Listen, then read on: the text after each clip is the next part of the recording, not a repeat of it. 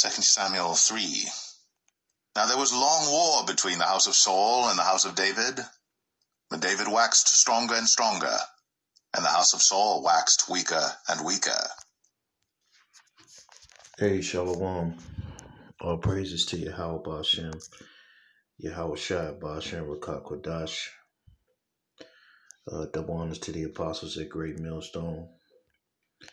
And peace to you, sincere brothers out there, the true house of David. And basically, I wanted to go into the death of Saul, because yesterday we was going through a lot of things at camp, basically faith building.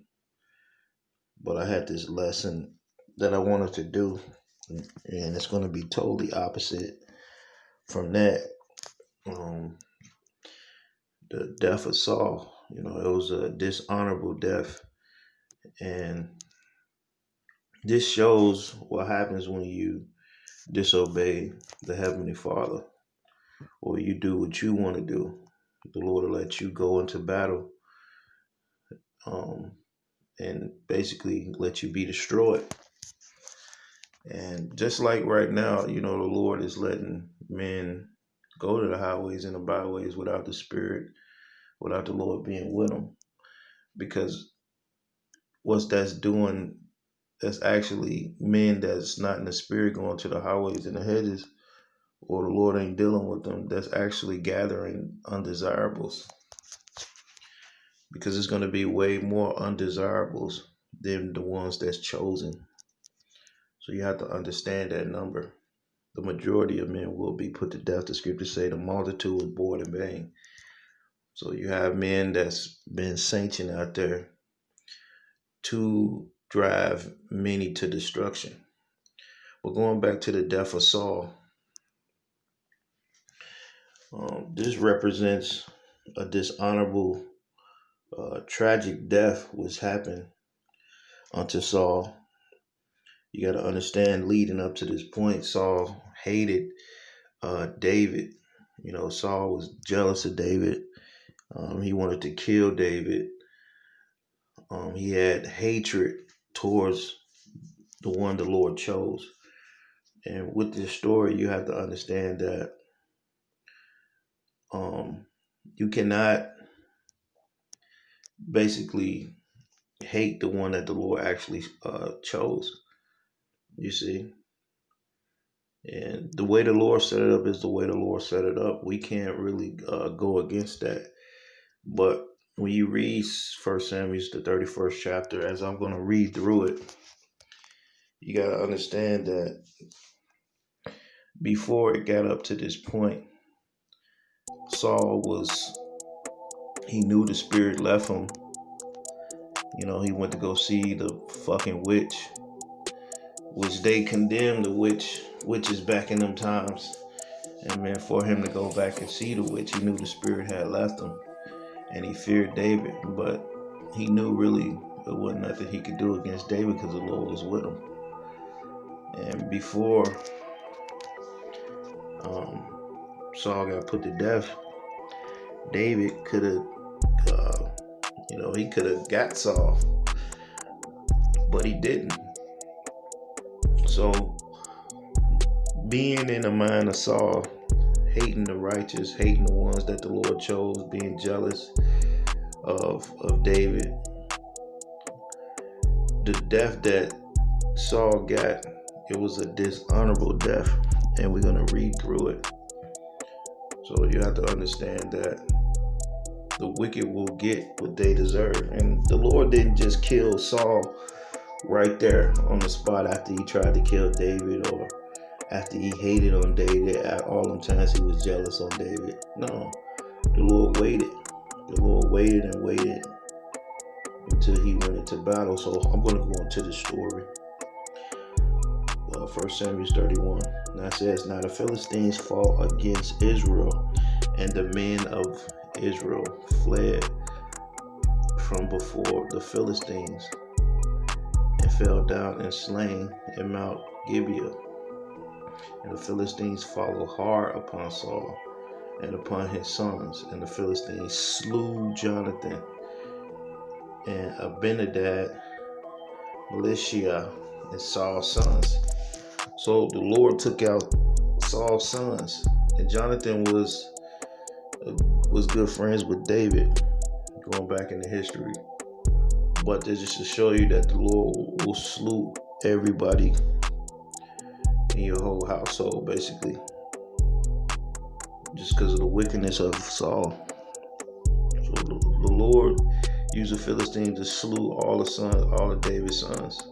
It says, in the battle went sore against Saul, and the archers hit him, and he was sore wounded of the archers. Right. So the battle was a lose battle, and the Lord led Saul into battle. And just like today, the Lord will keep men in this truth, just so they ass could lose.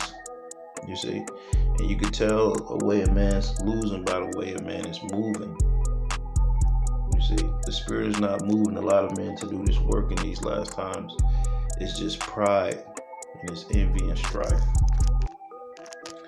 But all you men in that Saul spirit, judgment awaits your ass. Because there's no escaping of the Heavenly Father. So the Lord will keep you alive to gather undesirables, just so he could judge your ass in the end. But anyway, verse 4. Then Saul unto his armor bearer drew thy sword, and thrust me through therewith, lest these uncircumcised come and thrust me through, and abuse me.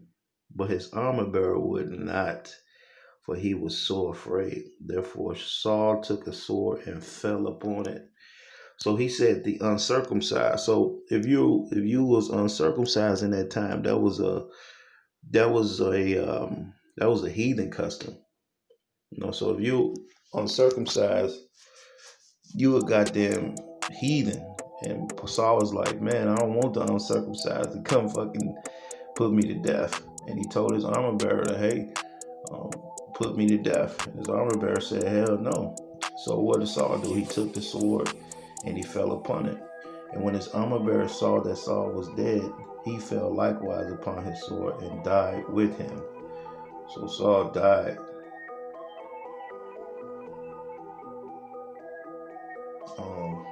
Saul died.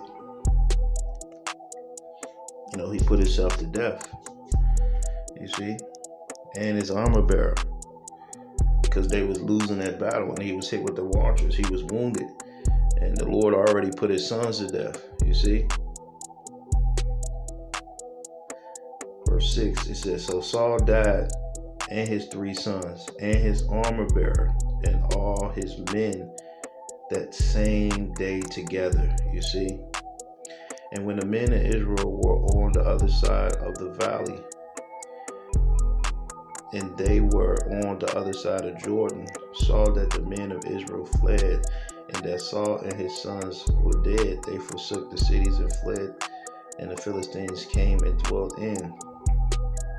And it came to pass on the morrow, when the Philistines came to strip the slain, that they found Saul and his 3 sons fallen in Mount Gibeon. They cut off the head. They cut off his head and stripped off his armor and sent into the land of the Philistines round about and published it in all the house of their idols and among the people. So they cut Saul's head off and they stripped him with all their armor. You see, this is a horrible ending to a man that was jealous. He was envious of David. You see, so the Lord put all his sons to death, and he killed himself by thrusting through on a sword. And it says,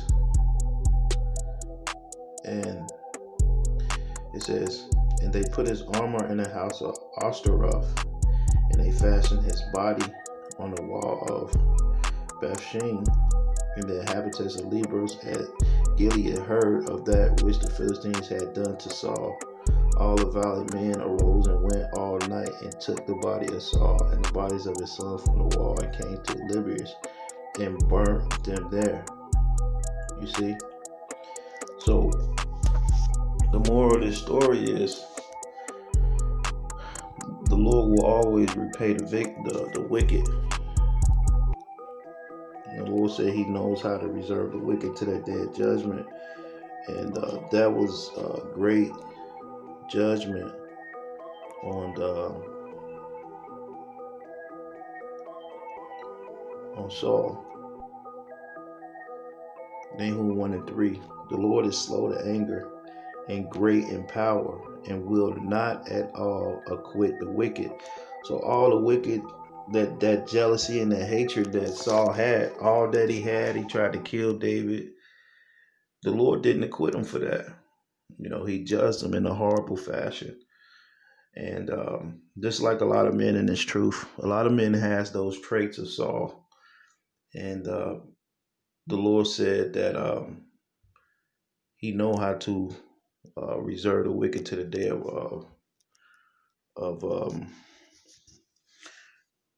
to the day of wrath. But that wasn't an honorable death. That was a dishonorable death. It was a tragic way to go out. But that's what happens when the Lord is not with you. You see? So basically, I just wanted to go over that. There's no peace unto the wicked, man. The Lord said he knows how to reserve the wicked until the day of wrath. You have a lot of men out there that's in that Saul spirit, doing what they want to do. Hatred, jealousy, and envious toward their brother. And a lot of men out there, they're with that whole thing. And you got to understand that it's a judgment for everything, man.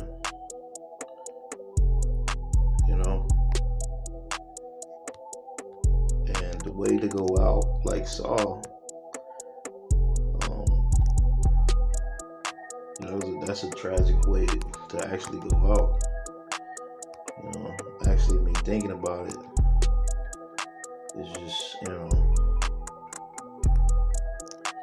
But in these days, man, we're going to see a lot of judgment out there. We're going to see a lot of judgment. We're going to see a lot of our people keep on and continuing to be destroyed because everything is the judgment of the Lord. And a lot of you men out there that justify the wicked and condemn the just, a lot of you men are on the Lord's hit list. And with that, man, it'll be on to the next one. Hey, shalom.